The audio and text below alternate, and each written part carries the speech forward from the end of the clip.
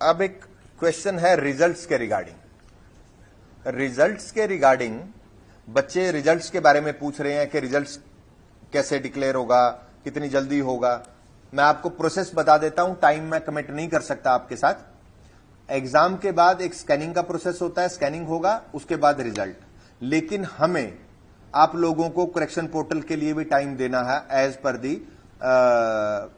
Statement given by the advocate general in the high court. उसके accordingly correction portal complete करने के बाद immediately result declare कर दिया जाएगा। तो आप सब बच्चों से ये रिक्वेस्ट है कि जब भी करेक्शन पोर्टल हो उसको एक्सटेंशन के लेके रिक्वेस्ट ना करें और गिवन टाइम में ही आप उसको कंप्लीट कर दें। गिवन टाइम में कंप्लीट करेंगे तो रिजल्ट जल्दी डिक्लेयर कर पाएंगे।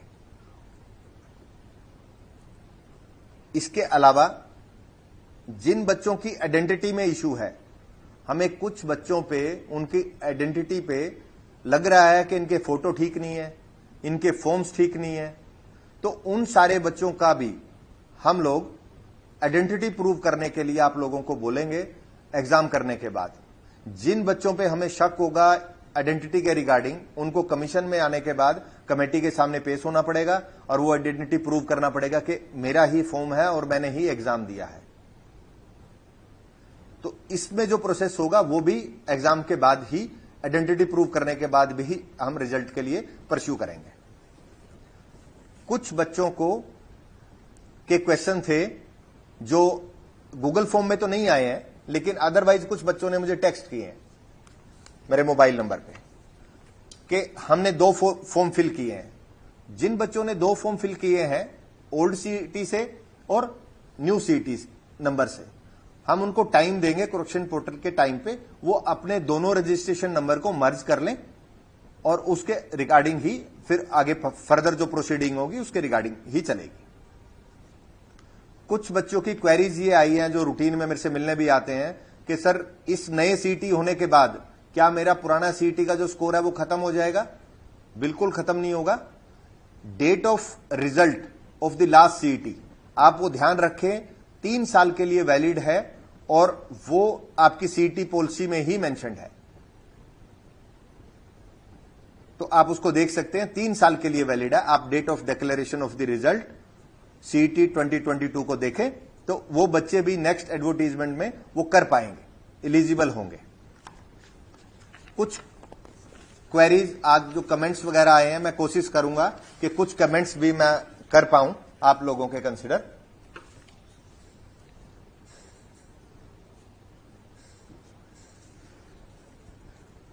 इसमें डिफरेंट टाइप के क्वेश्चंस बच्चों के आ रहे हैं, रिप्लाई फाइलिंग के लिए भी।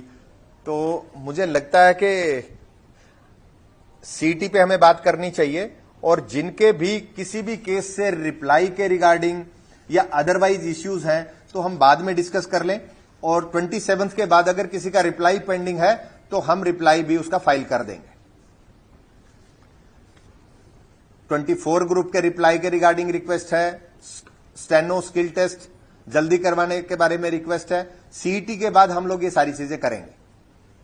एक मैसेज आया है कि एग्जाम से 1 दिन पहले का भी बस सर्विस फ्री होगी क्या? ये विषय हमारे आया था और हमने ट्रांसपोर्ट डिपार्टमेंट के साथ वर्बल डिस्कशन किया है, वो इसके बारे में आपको जल्दी ही बताएंगे। अगर कोई ऐसा कोई इश्यू होगा तो आप ट्रांसपोर्ट डिपार्टमेंट के इंस्ट्रक्शन देखते रहें, आपको इसका मैसेज मिलेगा, चिंता करने की जरूरत नहीं है। कुछ बच्चों का क्वेश्चन बुकलेट जमा करवाने के रिगार्डिंग भी आया है कि क्वेश्चन पेपर को जमा करवाएं। इसके लिए हम डिस्कस करेंगे, हमारी नॉलेज में है और आपको एग्जाम से पहले इसके रिगार्डिंग कोई ना कोई डिसीजन जो होगा आपको इंटीमेट कर देंगे।